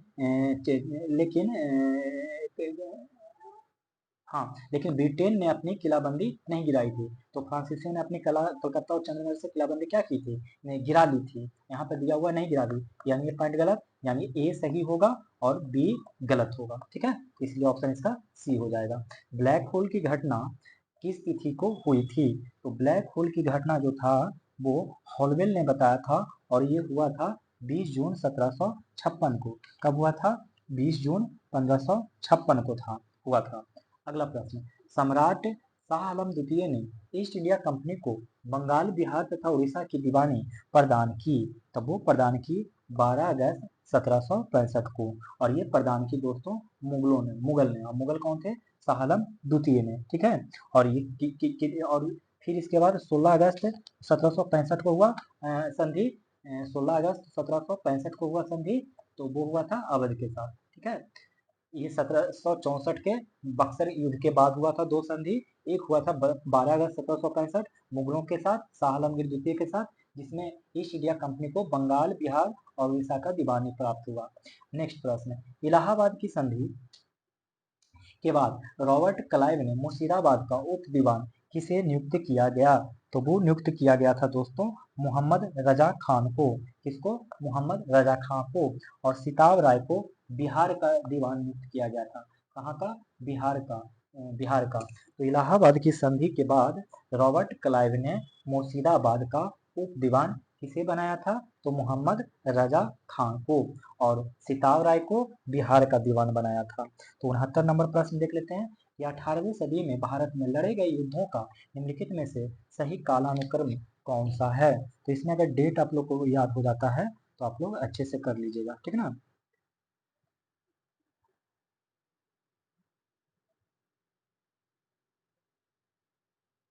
तो आप लोग को डेट तो थोड़ा याद है ही कि आप लोग को पिछले में बताया था कि बांडीवास का जो युद्ध हुआ था वो हुआ था 1760 में, और बक्सर का युद्ध 1764 में, अंबर का युद्ध बताता हूँ थोड़ी देर में, प्लासी का युद्ध 1757 में। 1757 प्लासी और 1760 ये, 1764 ये। और अंबर का युद्ध आप लोग को याद रखना है 1749। तो सबसे पहले अंबर का युद्ध हुआ, तो ऑप्शन में देखिएगा तो अंबर का युद्ध बी में भी है, डी में। फिर इसके बाद नंबर आता है प्लासी का युद्ध। तो देखिए अंबर और प्लासी और फिर बांडेवस और बक्सर, इसका ऑप्शन बी हो जाएगा। आप लोग डेट भी याद रख लीजिएगा। अब बताना है कि निम्नलिखित में से कौन सा युग में सही सुमेलित है? तो ये जो जो सही सुमेलित है, अच्छा एक बार और बता दूं थोड़ा सा, ये जो अभी मैंने ऊपर में बताया अंबर का युद्ध, तो इससे रिलेटेड कुछ पॉइंट्स आप लोग याद कर लीजिएगा। ये आप लोग को पता चल ही गया कि 1749 में हुआ था अंबर का युद्ध, और ये अगस्त महीने में हुआ था। और मुजफ्फर जंग चंदा साहब तथा फ्रांसीसी संयुक्त सेना ने बेलूर के समीप अंबर नामक स्थान पर कर्नाटक के नवाब अनवरुद्दीन को पराजित कर उसकी हत्या कर दी। अनवरुद्दीन को पराजित कर दिया था। कर्नाटक में है अंबर। और ये अगस्त 1749 को लड़ाई हुआ था, और मुजफ्फर जंग और चंदा साहब और फ्रांसीसी संयुक्त सेना में। अब आइए 70 नंबर पे। अब देखिए 70 नंबर कह रहा है क्वेश्चन इसका, कौन सा युग में सही सुमेलित है? इसका जो सही सुमेलित है दोस्तों, ये है बांडीवास का युद्ध, फ्रांसीसी विरुद्ध ईस्ट इंडिया कंपनी के विरुद्ध हुआ था। मैंने बांडीवास का युद्ध किसके किसके बीच हुआ? तो फ्रांसीसी विरुद्ध ईस्ट इंडिया कंपनी के बीच में हुआ, ठीक है। और बाकी तो आप लोग देख लीजिएगा, बक्सर का युद्ध आप लोग को पते हैं, तो आगे पढ़ते हैं, ये सब मिल जाएगा क्वेश्चन। निम्न में से किसने अपनी राजधानी मुर्शिदाबाद से मुंगेर स्थापित की? तो वो स्थापित की मीर कासिम ने। निम्न में से किसने अपनी राजधानी मुर्शिदाबाद से मुंगेर स्थापित की? तो मीर कासिम ने। 1765 में दीवानी प्रदान किए जाने के बाद ब्रिटिश सबसे पहले निम्नलिखित में से किस पर्वतीय जनजाति के संपर्क में आए? अब वो थे खासी। खासी, यहाँ से उनको चूना पत्थर चाहिए था। क्या चाहिए था? चूना पत्थर चाहिए था, इसीलिए खासी जनजाति के पास गए।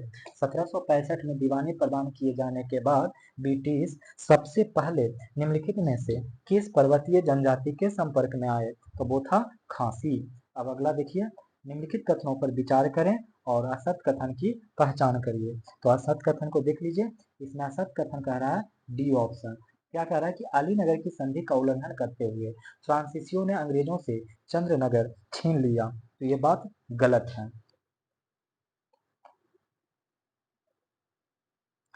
देखिए इसमें क्या हुआ था असल में कि 13 मार्च 1757 की कहानी है दोस्तों। क्या कहानी है? 1757 की। इस दिन क्या हुआ था?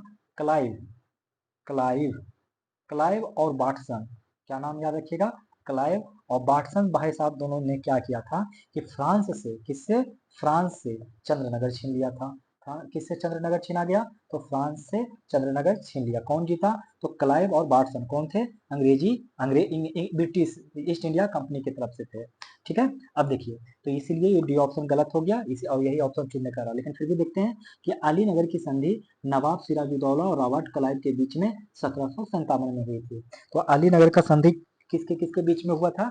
नवाब सिराजुद्दौला, उसी संधि को तोड़ दिया गया था, डी ऑप्शन में। दूसरा, अंग्रेजों ने 1757 में कलकत्ता में अपनी टकसाल स्थापित की। 1757 में कलकत्ता में अपनी टकसाल स्थापित की अंग्रेजों ने। अब प्लासी का युद्ध 23 जून 1757 को होगा। प्लासी का युद्ध कब होगा? 23 जून 1757 को। बक्सर के युद्ध के समय बंगाल का नवाब कौन था? तो इस वक्त जो नवाब थे वो थे मीर जाफर। कौन थे? मीर जाफर। मीर कासिम का जो टाइम पीरियड रहा था वो रहा था 1760 से लेकर 63 के बीच।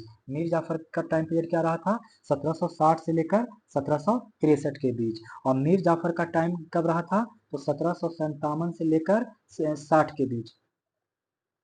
ठीक है। और मीरन का टाइम पीरियड कब रहा था? तो ये रहा था मीरन का टाइम पीरियड 1763 से 65 के बीच। ठीक ना? ठीक है। अब देखिए, तो बक्सर का युद्ध आप लोग को पता है 1764 में हुआ था। देख लीजिए कौन थे? तो वो भाई साहब यही थे, जाफर थे, क्योंकि इनका टाइम पीरियड 1700, सॉरी थोड़ा सा टाइम पीरियड में गड़बड़ा गया है, आप लोग थोड़ा मिसमैच कर लीजिएगा, मैच कर लीजिएगा। अगला क्वेश्चन देख लेते हैं। 75 में महाराज, इसका ऑप्शन सी होगा जो मैंने पहले बता देता हूँ, मीर जाफर थे। क्योंकि आप लोग को पता है कि मीर जाफर पहले बना था नवाब, और फिर मीर जाफर को हटा दिया गया 3 साल के बाद, और बन गए थे कासिम, और मीर कासिम को भी हटा दिया गया, और ये भाग के चले आए थे इलाहाबाद। इलाहाबाद में जंग हो गया बक्सर का, लेकिन उस वक्त बंगाल में नवाब जाफर को ही बना दिया गया था। 75 नंबर में देख लीजिए क्वेश्चन। 75 नंबर का रहा है मिलान है, तो मिलान कर दीजिए कि लाहौर का मिलान होगा 1799, और मुल्तान का मिलान होगा 1818, कश्मीर का मिलान होगा 1834, और पेशावर का होगा 1819। ये क्या था? ये था कि महाराजा रंजीत सिंह के संबंध में क्षेत्र था और विजयी का वर्ष, यानी महाराजा जो रंजीत सिंह हुए लाहौर को 1799 में जीते थे, मुल्तान को 1818 में, कश्मीर को 1834 में, और 1819 में पंजाब पेशावर को। महाराजा रंजीत सिंह तथा अंग्रेजों के बीच अमृतसर की संधि किस तिथि को हुई थी? तो वो हुआ था 25 अप्रैल 1809 को। महाराजा रंजीत सिंह तथा अंग्रेजों के बीच अमृतसर की संधि किस तिथि को हुई? तो 25 अप्रैल 1809 को। अब 77 नंबर को देख लीजिए क्वेश्चन। कह रहा है निम्नलिखित कथनों पर विचार करिए और असत्य कथन के बारे में बताइए। पहला कह रहा है कि महाराजा रंजीत सिंह का उत्तराधिकारी खड़ग सिंह थे, तो ये पॉइंट बिल्कुल ही सही है कि महाराजा रंजीत सिंह के उत्तराधिकारी खड़ग सिंह थे। दूसरा पॉइंट देखिए क्या कह रहा है कि सिख राजा का अंतिम राजा दलीप सिंह था जिसकी मृत्यु लंदन में हुई। बिल्कुल नहीं, मृत्यु हुई थी पेरिस में, लेकिन बाद में अंतिम संस्कार लंदन में भी किया गया था। कहाँ मृत्यु हुई थी? पेरिस में। सिख राजा का अंतिम राजा दलीप सिंह की मृत्यु कहाँ हुई? पेरिस में। तो ये पॉइंट गलत हो गया, यही इसी को ढूंढने का रहता है, यानी यही ऑप्शन हो जाएगा। फिर भी देखिए, चिलैया वाला युद्ध के दौरान भारत का गवर्नर जनरल कौन था? डलहौजी, यानी डलहौजी के टाइम पे चिलैयावाला का युद्ध हुआ। और तो ये भी सही है। पंजाब पे शासन करने के लिए गठित 3 सदस्यीय परिषद में अध्यक्ष हेनरी लॉरेंस और जॉन लॉरेंस और चार्ल्स ग्रेनविले को सदस्य नियुक्त किया गया था, तो बिल्कुल सही है। कह रहा है कि पंजाब पर शासन करने के लिए गठित 3 सदस्यीय परिषद में अध्यक्ष sir Henry Lawrence, John Lawrence, Charles Granville के सदस्य नियुक्त किया गया। अगला, प्लासी की लड़ाई में निम्न में से किसने सिराजुद्दौला को धोखा दिया? पूछ रहा है कि सिराजुद्दौला को धोखा किसने दिया? देखिए दोस्तों, एक्चुअली में इसके आंसर अभी नहीं मिलेंगे। 78 से लेकर के आपको 88 तक का आंसर आपको खुद कर लेना होगा, क्योंकि इसके आंसर बताए नहीं गए थे। ठीक है, तो आप लोग को मैं दिखा देता हूँ, आप लोग कर लीजिएगा। अब क्यों नहीं दिया गया था ये मैं मतलब कुछ वीडियो में, सर के वीडियो में कुछ प्रॉब्लम हो गया था एप्लीकेशन में। ठीक है, तो अब हम लोग 89 नंबर प्रश्न पे चलेंगे डायरेक्ट। ठीक है, 87, 88, 89, 89, 89 से हम लोग क्वेश्चन देखेंगे कि निम्नलिखित कथनों पर विचार करिए और उपयुक्त कथनों में से कौन सा सही है ये बताने कह रहा है। तो चलिए बताइए कि कौन सा सही है। तो इसमें केवल 3 ही पॉइंट सही है। देख लेते हैं कौन से पॉइंट गलत है और क्यों गलत है। कह रहा है कि पानीपत की तीसरी युद्ध में अहमद शाह अब्दाली ने इब्राहिम लोदी को पराजित किया। नहीं, पानीपत का जो लड़ाई हुआ था 1761 में हुआ था तीसरा, और अहमद शाह अब्दाली थे, लेकिन इब्राहिम लोदी नहीं थे। इस वक्त सदा शिव राव थे। कौन थे? सदा शिव राव थे। जो कि मराठा के प्रतिनिधि थे। दूसरा कह रहा है तृतीय आंग्ल मैसूर युद्ध में टीपू सुल्तान की मृत्यु हो गई। टीपू सुल्तान की मृत्यु फोर्थ एंग्लो वार में 1799 में हुई थी। तीसरे इसलिए दूसरा पॉइंट गलत। प्लासी के युद्ध में सिराजुद्दौला की पराजय के लिए मीर जाफर ने अंग्रेजों से मिलकर षड्यंत्र रचा। तो ये बात सही है कि प्लासी के युद्ध में सिराजुद्दौला की पराजय के लिए मीर जाफर ने अंग्रेजों से मिलकर षड्यंत्र रचा। 90 नंबर का भी क्वेश्चन देख लीजिए। 90 नंबर का क्वेश्चन कह रहा है कि निम्न कथनों में कौन एक सही नहीं है। तो देख लेते हैं कौन एक सही नहीं है। तो पहला कह रहा है कि अली मर्दान खान ने बंगाल के राजस्व कृषि पद्धति प्रदान की। तो ये अली मर्दान खान नहीं थे, बल्कि मुर्शीद कुली खां थे। कौन थे? मुर्शीद कुली खां थे। मुर्शीद कुली खां ने ही बंगाल में राजस्व कृषि पद्धति प्रारंभ की।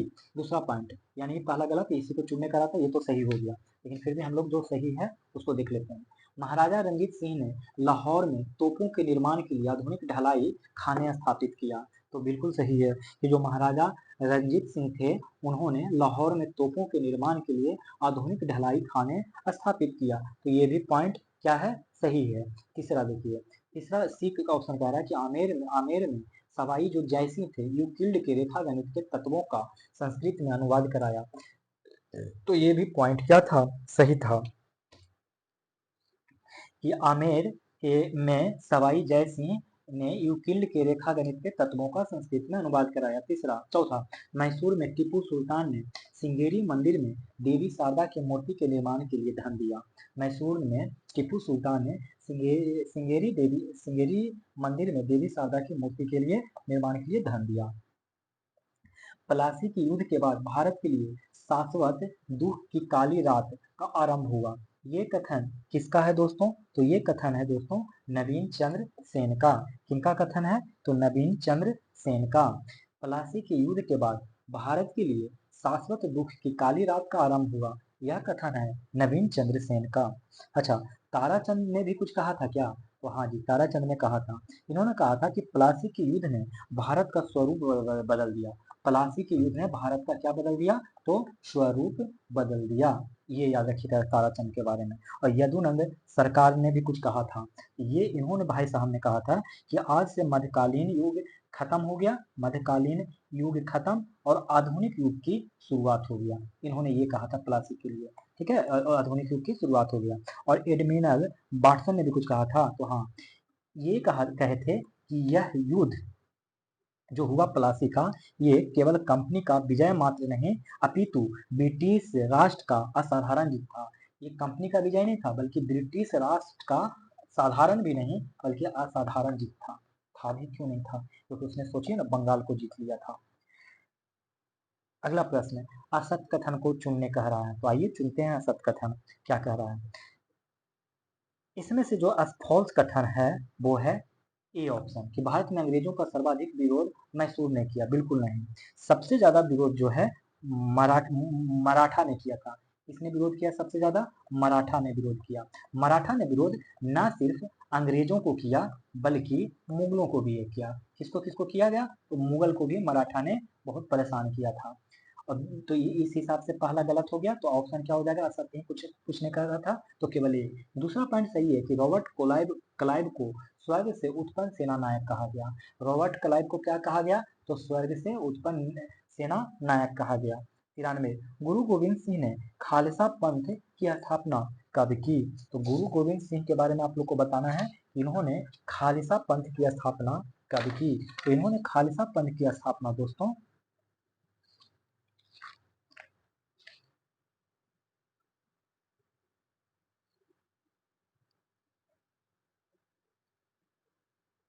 इसको थोड़ा सा आप लोग एक बार चेक कर लीजिएगा, चेक करके हमको भी बताइएगा कि कब हुआ था। तो वैसे 1698, मुझे थोड़ा बहुत याद आ रहा है कि 1698 होता है। लेकिन भैया आप लोग थोड़ा सा चेक करके हमको बता दीजिएगा। किस सिख गुरु को जहांगीर ने फांसी दी थी?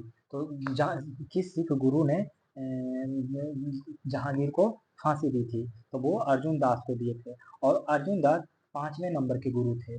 5th नंबर के गुरु थे और जिसको फांसी जहांगीर ने दी थी। एक और गुरु को फांसी दिया गया था 9वें नंबर को, जो कि तेज बहादुर थे। 9वां का तेज बहादुर, जिसको फांसी औरंगजेब ने दिया था। किन्होंने दिया था? औरंगजेब ने दिया था। ठीक है। एक चीज और आपको यहाँ पे ये मैं याद करवा देता हूँ इन सब क्वेश्चन से, तो देखते हैं पहचान में। एक जब प्लाज हाँ चलिए पहले इसको देख लेते हैं, उसके बाद आपको बताएंगे। ठीक है। कह रहा है कि किसकी रिपोर्ट के आधार बनाकर अवध के नवाब वाजिद अली शाह को हटाकर अवध का विलय ब्रिटिश भारत में किया था। तो वो किए थे आउटरम के रिपोर्ट के पर। किसके रिपोर्ट पर? आउटरम के रिपोर्ट पर। किसकी रिपोर्ट को आधार बनाकर अवध अवध अवध के नवाब वाजिद अली शाह को हटाकर अवध का विलय ब्रिटिश भारत में किया? तो आउटरम 1665 ईस्वी में पुरंदर की संधि में कौन कौन शामिल थे? तब वो कौन कौन शामिल थे? तब वो थे शिवाजी और जय सिंह। हमने बताया था कि 1665 ईस्वी का पुरंदर संधि शिवाजी और जय सिंह के बीच में हुआ था। इसी संधि में शिवाजी ने क्या किया? शिवाजी ने क्या किया कि 36 में से 23 किला जय सिंह को लौटाना पड़ा। 1843 में सिंध क्षेत्र का अधिग्रहण अंग्रेजों द्वारा किया गया। इस अभियान का नेतृत्व किसने किया? तो इसका नेतृत्व दोस्तों चार्ल्स नेपियर ने किया। और इस वक्त गवर्नर जनरल कौन थे? तो कौन थे? एलन बरो थे। कौन थे? एलन बरो थे। ठीक है। 1843 में सिंध क्षेत्र का अधिग्रहण अंग्रेजों द्वारा किया गया। इस अभियान का नेतृत्व किसने किया था? तो चार्ल्स नेपियर ने किया था। गवर्नर जनरल कौन थे? तो एलन बरो। अवध के साथ पहली बार सहायक संधि किस वर्ष हुई थी? तो ये हुआ था 1801 में। अवध के बारे में हमने बता दिया था ट्रिक, हैदमै करके एक ट्रिक बताया था ना, वही वाला ट्रिक से यहाँ पे भी काम चल जाएगा। ठीक है। हद मैं तंज अब पेश बरार भोसले सिंधिया, उसमें मैंने अवध को 1801 बताया था। तो उस ट्रिक से यहाँ भी आप लोग काम कर लीजिएगा। औरंगजेब की मृत्यु के समय गुरु गोविंद सिंह का ओहदा कितना जात और कितना सवार वाले सामंत का था? खाली स्थानों की पूर्ति करें। तो वो था 5,000 और 5,000, 5,000 जात और 5,000 सवाल। औरंगजेब की मृत्यु के समय गुरु गोविंद सिंह का ओहदा 5,000 जात और 5,000 सवार वाले था। प्लासी के युद्ध के पश्चात सिराजुद्दौला की हत्या किसने की? जब प्लासी का युद्ध हो गया उसके पश्चात सिराजुद्दौला की हत्या किसने की? तो मीरन ने की। सिराजुद्दौला की हत्या किसने की? तो मीरन ने किया। ठीक है। तो प्लासी के युद्ध के पश्चात सिराजुद्दौला की हत्या किसने की? मीरन ने। यहाँ से आप लोग को 2 क्वेश्चन और याद कर लेना है। ठीक है। तो पहला क्वेश्चन कह रहा है कि जब प्लासी के युद्ध के समय मुगल सम्राट कौन था? जब प्लासी का युद्ध हुआ तो उस वक्त मुगल सम्राट कौन था? तो उनका नाम आता है आलमगीर द्वितीय। क्या नाम आता है? आलमगीर द्वितीय। इनका टाइम पीरियड भी याद रख लीजिए, काम आएगा। 1754 से लेके 1759 तक रहे थे आलमगीर द्वितीय। और दूसरा क्वेश्चन याद कर लीजिए कि क्लाइव, कर्नल का क्लाइव, किसका क्लाइव? कर्नल जो था ना, कर्नल जो क्लाइव था, इसका गधा, कर्नल क्लाइव का गधा गधा किसे कहा जाता था? तो ये कहा जाता था कि जाफर को, मीर जाफर को कर्नल क्लाइव का गधा कहा जाता था, मीर जाफर को। ठीक है। और इनके बारे में, आलमगीर द्वितीय के बारे में आप लोग ये याद रखिए कि बिहार के क्षेत्र में अपना राज्याभिषेक करवाया था आलमगीर द्वितीय। ठीक है, बिहार में। तो इस तरीके से दोस्तों ये पूरे के पूरे 100 प्रश्न आपको कंप्लीट हुए। इसमें से मैं जानता हूँ 12 क्वेश्चन जो है छूटा हुआ था, बल्कि इसका आंसर ही नहीं मिला। इसलिए मैं कोई रिस्क नहीं लिया तो आपको गलत कोई आंसर बताने का तो बता सकता था, लेकिन आप लोग खुद से उसको चेक कर लीजिएगा। अगर आपको लोग को इसका पीडीएफ चाहिए होगा तो हमें मैसेज कर दीजिएगा कि हाँ सर पीडीएफ चाहिए, मैं आपको लिंक शेयर कर दूंगा अपने टेलीग्राम लिंक का। ऐसे मेरे टेलीग्राम का लिंक का नाम है पीसीएस सोल्यूशन 360। तो आप वहाँ जाके आप लोग देख सकते हैं पीडीएफ। ठीक है। तो यहाँ से आप लोग डाउनलोड कर सकते हैं। अगर आप लोग को ये वीडियो पसंद आ रहा है तो लाइक करें, अगर चैनल पे नए हो तो सब्सक्राइब करें, और कुछ सजेशन देना हो तो कमेंट बॉक्स में कमेंट करें। अब आप लोग से मिलते हैं, विदा लेते हैं। आप मिलेंगे अगले वीडियो में। तब तक के लिए